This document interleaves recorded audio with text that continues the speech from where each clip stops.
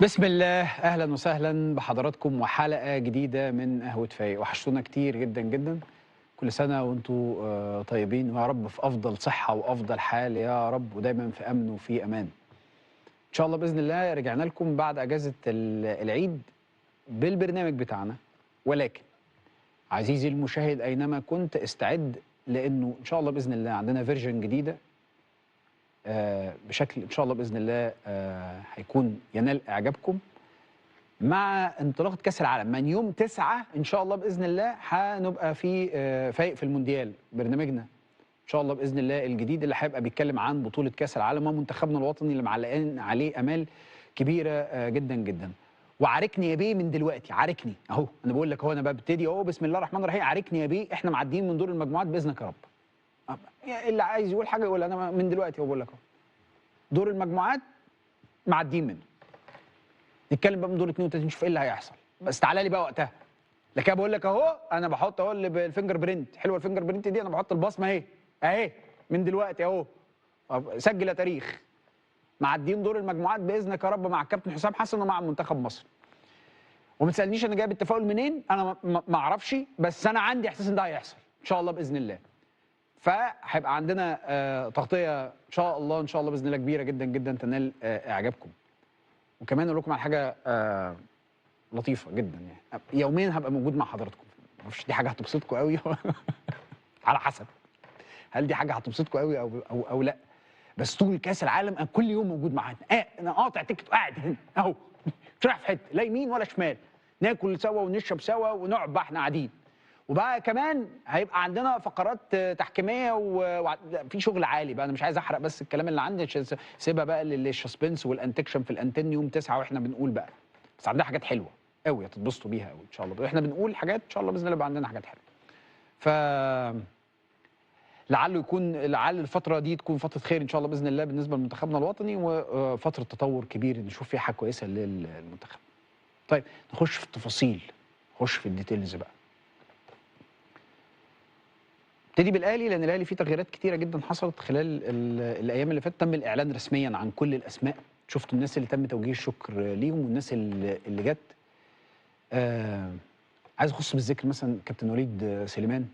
كابتن وليد عمل شغل كبير في قطاع الناشئين في النادي الاهلي وجه له الشكر وثمن جهوده. وليد طبعا حضراتكم عارفين انه نشرف انه من ضمن فريق البرنامج هنا، ونعلم مدى اخلاصه وحبه للنادي الاهلي. هو خلاص الفتره دي انتهت في النادي الاهلي، والاهلي دايما بيقابل ما قام به وليد سليمان بنوع كبير جدا جدا من التقدير الشديد جدا جدا. ما لا يعلمه الكثير، يعني ما لا يعلمه الكثير عن شكل العلاقه اللي بقت موجوده في النادي الاهلي، انه كابتن سيد عبد الحفيظ عارف ينزل الناس منازلهم ويقدرهم كويس. فقعد مع وليد سليمان واتكلم معاه وشكره جدا جدا جدا على الفتره اللي فاتت. وكان في نوع من انواع التقدير الكبير قوي تحديدا للكابتن وليد سليمان، لان الاهلي عارف انه ده كادر بتاعه. ممكن يغيب شويه بس راجع تاني، يعني ممكن يبقى بس تتغير الاماكن، يبقى في حته بعدين يرجع، بس هو موجود. ده من اللي الاهلي بيستثمر فيه وبيبني فيه. عادل مصطفى نفس الشيء، عادل من الناس الشاطره جدا جدا في الشغلانه، وكتوم وراجل بيحب شغلانته. وربنا يكرمه ان شاء الله باذن الله ايام ما يكون ايه المرحله اللي جايه. ايضا كمان كابتن وليد صلاح الدين انتهت مهمته كمدير للكره بما له وما عليه خلال هذه الفتره. هي فتره كانت صعبه الحقيقه على الكل، فتره كانت صعبه جدا جدا، بالتاكيد كان لازم يكون ليها انعكاسات بشكل او باخر على مساله اداره الكره. لكن اتخيل ان الراجل قدم مجهود كبير خلال الفتره ديت. التغييرات اللي حاصله بالناس اللي جايه ما تقللش خالص من جهود الناس اللي كانت موجوده. لما بيجي واحد زي كابتن وائل جمعه، وائل جمعه عنده النحراره بتاعت الاهلي، عنده الحته دي، عنده الجين بتاع الاهلي، وعنده القدره الاداريه في النادي الاهلي، وعملها مع منتخب مصر وعملها قبل كده مع النادي الاهلي، وراجع تاني يبقى موجود في النادي الاهلي. فبتمنى له كل التوفيق. شخصيه حازمه وحاسمه وعنده امانه وعنده كمان قدره. الاثنين مهمين قوي لما تبقى امين وعندك قدره وعادل. العدل مهم قوي يا جماعه في الحته دي تحديدا. كمان الواحد داخل على مرحله مهمه جدا، مرحله دايما تصويب وتصحيح المسار في الانديه الكبيره اللي زي النادي الاهلي. بتبقى مرحله صعبه جدا جدا وفيها من التعقيدات. زي ما قلت لحضراتكم، دكتور عصام سراج جاي مدير تعاقدات، هو بالفعل تم الاعلان عنه رسمي. شخصيه ناجحه جدا جدا، مش يعني مش ابن النهارده، هو الراجل في الشغلانه بقاله كتير جدا جدا، سواء في النادي الاهلي، بعدين راح المقصه، بعدين راح وزاره الشباب والرياضه، بعدين قعد فتره كبيره جدا جدا في وزاره الشباب والرياضه، اتحاد الكوره، وبعدين بيرجع تاني يبقى موجود مره تانيه في النادي الاهلي. عنده رحله من النجاحات وشخصيه منظمه جدا جدا يعني. كلهم شخصيات ناجحه بسم الله ما شاء الله. طيب ما الذي سيحدث خلال الفتره المقبله؟ واحد، تورب خلاص انتهت قصته، البعض كان بيقول لك انه تورب خلص بس المعاونين بتوعه ما خلصوش، لا لا، تورب خلص هو المعاونين بتاعه، هو الراجل الرقم اللي هو بياخده هو الرقم بتاعه، هو رقم داخله فلوس بقيه معاونين، المساعدين بتوعه والمدربين اللي موجودين معاه. الاهلي اصر رغم ان هو مخلص مع تورب، لكن الاهلي اصر لا يا باشا، مش كل مره بقى، ما هو انا لازم اتعلم من اخطائي، ما حصلت في ريبيرو وانا اتعورت، مش هعديها بقى تاني. فراح قال لك لا يا باشا، هاتهم نفر نافر نافر نفر نفر يا باشا، يمضي ويقول شكرا، يمضي ويخالص، يمضي ويخالص، فكلهم خلصوا، كلهم خلصوا، فاتعملت التسويه، الراجل تمام والمعاونين بتوعه تمام، عشان بس ما يبقاش ايه، يجي لي واحد بقى يقوم لافف من الناحيه الثانيه ويقول لك لا اصل انا ما اخدتش، اصل هو اخد، اصل هو عمل، اصل هو مدي. لا يا باشا، كله على عينك يا تاجر، الاهلي قال لك على عينك يا تاجر، كله يمضي كله يخلص. فالاهلي خلص كل شيء يتعلق بالمعاونين بتوع توربو، دي نقطه برضو من النقاط المهمه عشان البعض كان قد تطرق اليها. طيب ايه اللي هيحصل في الفتره اللي جايه؟ الاهلي قرر انه هيبقى عنده سقف تعاقدات، قال لك يا باشا السلام عليكم، كل من هو انتهت تعاقداته هيتم عمل عقود جديده او هيجدد له او هيتمدد له، عشان عندك حالات كده، في حالات تجديد وفي حالات تمديد، هناك سقف للتعاقد. فسقف التعاقد كام؟ قال لك يا باشا 2025 ده اخر حاجه، ده الرقم 2025، ولكن مع ال 2025 انا بعمل لك بونص، ابو 25 بعمل له بونص 15، ابو 20 اعمل له بونص 8، ابو 15 اعمل له بونص كام؟ 4. بونص يعني ايه؟ حوافز. يعني ايه حوافز؟ تجيب بطولة افريقيا، تجيب بطولة الدوري، تجيب السوبر، تجيب الكاس، تجيب الحاجات دي، تاخد الفلوس ديت. فدي متغيرات، ثابتك ده، متغيراتك ده، انت عرفت اللي ليك، انت عرفت اللي عليك. طيب تعال نطبق ده بقى عملي على الاسماء.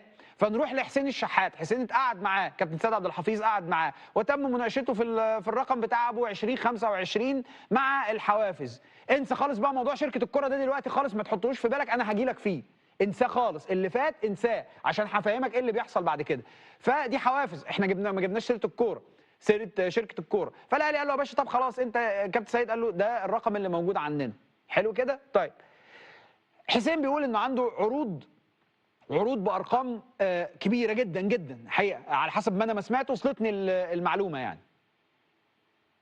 انا اتكلمت مع حسين عشان بس ابقى امين يعني، وعارف انه الرقم اللي كلمني فيه ده رقم كبير جدا، عروض من احد الانديه ايضا العربيه. فعنده رقم كبير، الجاب كبير، عشان برضو نبقى الجاب كبير جدا جدا ما بين ده وما بين ده، الجاب كبير. بس اللي انا عارفه انه حسين شاري الاهلي، حتى ولو الرقم ممكن يقرب، بس هو شاري، هو عايز يبقى موجود في الاهلي. انا بقول والله لا، والله على ما اقول شهيد، دي مكالمه بيني وما بين الراجل يعني. طيب ايه اللي هيحصل؟ في قعده هتحصل ما بين الاهلي وما بين حسين الشحات، مش هيحصل فيها جديد، يعني مش هيحصل فيها جديد من حيث الرقم المعروض، ممكن يزيد حته بسيطه بس في اطار السقف، في اطار السقف اللي هو ايه، لو 20 هيبقى 25، مفيش حد هيزيد عن 25، مفيش. هتقول لي كوكا، هقول لك برضو نفس القصه، نفس الرقم، نفس الحاجه. طب ليه الاهلي بيعمل كده؟ قال لك يا باشا خلاص انتهى اللي فات ده، انا اللي فات ده انا لازم اصلحه، اللي فات ده انا لازم اصلحه، وما عنديش وسيله ثانيه، فهصلحه بالشكل ده. اي حد بيجدد، اي حد بيمدد، ده الرقم بتاعي. هو بيقول لك انا احب ان اللعيبه دي تكمل معايا، بس خلاص لو مش هيتناسب ده، خلاص براحتك، انا مش هقدر اعمل حاجه، اما يكون هو الاسم. كوكا ينطبق عليه نفس الموضوع، ويبقى دي الحاله بتاعت حسين وبتاعت كوكا. مصطفى شوبير، طب ايه الحاله؟ مصطفى قال لهم لا يا جماعه سيبوني، انا كاس عالم، بعد كاس العالم نتكلم مع بعض. لا سمع ارقام ولا طلب ارقام، لا سمع ارقام ولا طلب ارقام، قال لهم يا جماعه انا بعد كاس العالم نتكلم. فالاهلي حس انه مصطفى ممكن يكون عينه على الاحتراف الخارجي، والراجل حقه، الراجل عنده عروض، في ناس بتكلمه، عنده وكالات بتكلمه، فحقه برضه. بص شاب وصغير ما شاء الله، ماشي بشكل كويس جدا جدا في حراسه المرمى، ليه لا لما تجيله فرصه للاحتراف ما يفكرش فيها؟ فالاهلي حس بكده، فبدا يعمل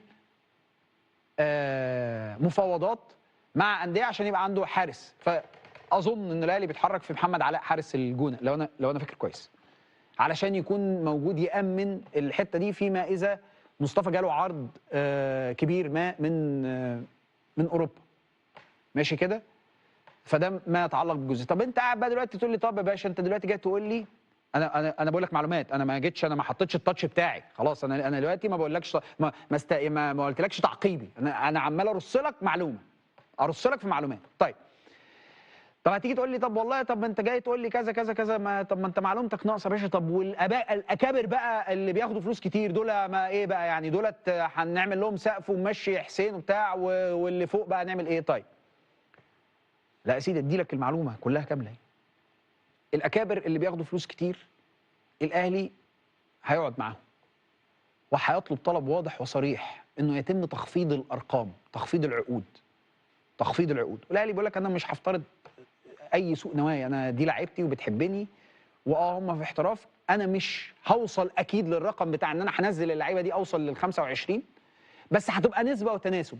بس ما فيش حد عقده مش هينزل بالتراضي، لان هو ما يقدرش يجبر حد في الاول وفي الاخر. برضه انت لازم تفهم الحته دي حته، هو مش هيقدر يجبر حد، يعني مش هيقدر يقول له بص غصب عنك لازم تعمل. هيقعد ويتكلم ويتفاهم وادي واحنا وبنحاول وبنعمل وبنسوي. فكل واحد هينزل، المفروض ان الاهلي هيحط رينج ثابت شبه ثابت للناس اللي هتنزل ارقامها. في سيناريوهات تانية بس انا ما احبش ان انا اقولها يعني، او بمعنى اصح ما اتخيلش ان هي ممكن تحصل، انه اذا لا قدر الله حد رفض ايه اللي ممكن يحصل؟ طب لا ده خلاص روح شوف عليك عرض، طب لا ولا في عرض كويس ولا مناسب، لا خلاص بقى خليك قاعد جنبي على الدكه، انت كده بتخسر من نسبه المشاركه.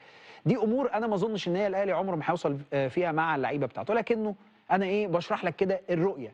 طيب تقدر تاخد العنوان الكبير والعريض، الاطار اللي الاهلي رايح فيه اللي هو ايه؟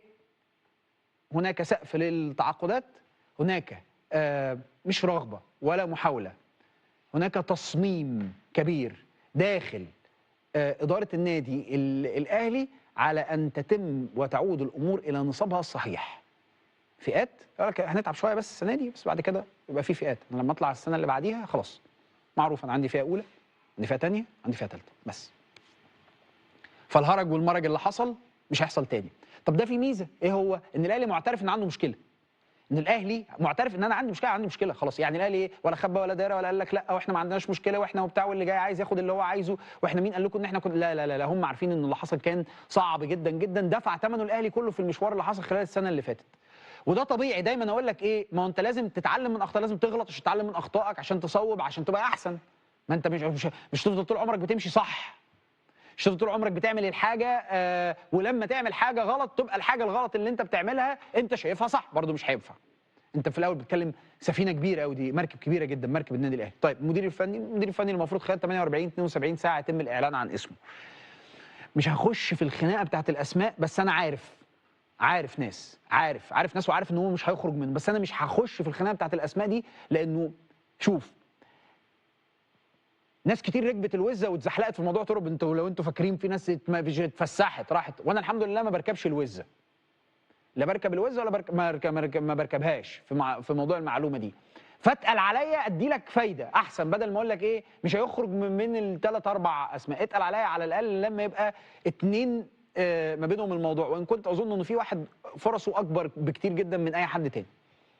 بس عشان انا مش عايز ارمي كل حاجه دلوقتي، تك على الصبر، بقول لك ايه الرز يستوي ماشي. ده فيما يتعلق باسم المدير الفني، لكن مش هاخد وقت يعني، اخرها يعني اسبوع، اخرها يعني، بس مش هيوصل لده كمان ماشي. ده فيما يتعلق باسم المدير الفني الاجنبي القادم، اجنبي هو اللي هيبقى موجود في النادي الاهلي.